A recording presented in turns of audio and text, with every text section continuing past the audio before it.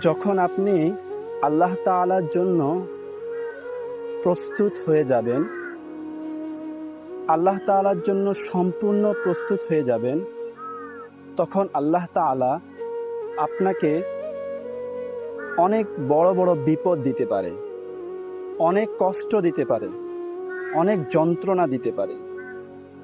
এর মানে এই না যে আল্লাহ তাআলা আপনাকে ভালোবাসার কারণে কষ্ট দিচ্ছেন। এর মানে হচ্ছে এই, আপনি আল্লাহকে কতটুকু ভালোবাসেন, আপনি আল্লাহকে কতটুকু মোহাব্বত করেন, আল্লাহ তাআলা কষ্ট যন্ত্রণা দিয়ে আপনাকে পরীক্ষা করছেন। এটাই আল্লাহ তাআলার পরীক্ষা।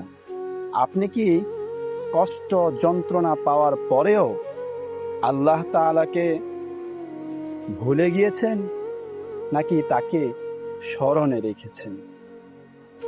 আল্লাহ তাআলা আপনার থেকে সকল কিছুই কেড়ে নিতে পারে। আপনি কি আল্লাহর জন্য প্রস্তুত হয়েছেন কিনা, আল্লাহ আপনার ঈমানের পরীক্ষা নেবে। কারণ এই দুনিয়াটা হচ্ছে বান্দার জন্য পরীক্ষার জায়গা। আল্লাহ তাআলা বান্দাকে মৃত্যু পর্যন্ত পরীক্ষা নেবেন। প্রিয় মুসলিম ভাই বোন, আল্লাহ তাআলার জন্য আমরা প্রস্তুতি নেই। আল্লাহ তাআলার জন্য সকল হালাল বস্তু গ্রহণ করি, আল্লাহ তাআলার জন্য সকল হারাম বস্তু ত্যাগ করি। আমরা মানুষকে ভালোবাসবো আল্লাহ তাআলার জন্য, আমরা মানুষকে ঘৃণা করব আল্লাহ তাআলার জন্য। তখনই আমি পরিপূর্ণ একজন ঈমানদার হতে পারব। আরেকটু সুন্দর ভাষায় বলার চেষ্টা করি, সেটা হচ্ছে আপনি এমন মন মানসিকতা লালন করতে হবে যে আমার যাই হোক, আমার যত আপনজনই হোক না কেন, সত্য ন্যায় এবং রবের জন্য আমি সকল কিছু ত্যাগ করতে পারি। আবার আমার যত কষ্ট হোক, আমার যত যন্ত্রণা হোক, আমার যত অপছন্দনীয় হোক, আল্লাহ তাআলার জন্য আমি ওই জিনিস গ্রহণ করতে পারি।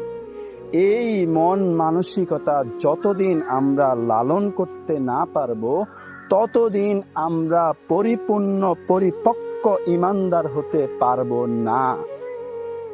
যেমন রাসূলুল্লাহ সাল্লাল্লাহু আলাইহি ওয়াসাল্লাম সাহাবাদেরকে শিক্ষা দিয়েছিলেন যে তোমরা ততক্ষণ পর্যন্ত পরিপূর্ণ ঈমানদার হতে পারবে না যতক্ষণ পর্যন্ত না তোমরা তোমাদের পরিবার পরিজন ধন সম্পদ সকল কিছুর ঊর্ধ্বে আল্লাহ এবং তার রাসূলকে ভালো না বাসো।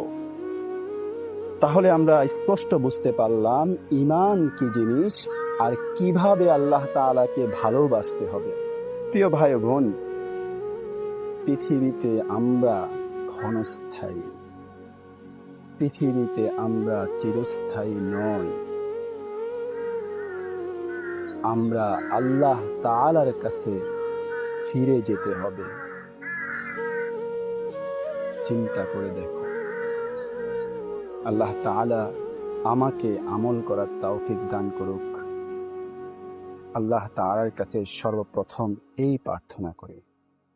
আসসালামু আলাইকুম ওয়া রাহমাতুল্লাহ।